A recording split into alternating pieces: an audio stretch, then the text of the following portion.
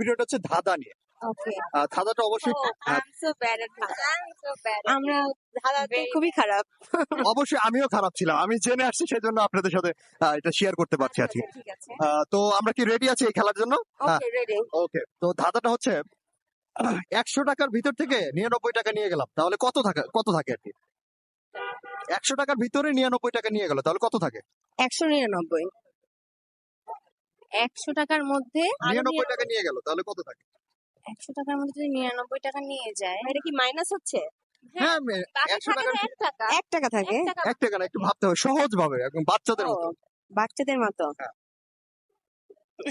একদম বাচ্চাদের মতো। টাকার মধ্যে ৯৯ টাকা নিয়ে গেল। হ্যাঁ। ও মাই গড। এখন কিন্তু টাইম বলবো আমি। ওকে।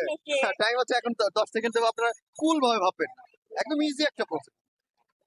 10 8 0 0 7 6 5 4 নো নো, স্যালেন্ডার। সিলিন্ডার। হ্যাঁ, স্যালেন্ডার। আচ্ছা, এটার ধাঁধার উত্তর আমি দেবো, কিন্তু ক্যামেরাকে অফ কর।